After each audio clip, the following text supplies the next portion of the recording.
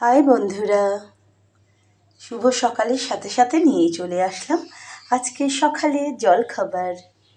লুচি, তরকারি, আলুর সাদা তরকারি এবং আলু ভাজা,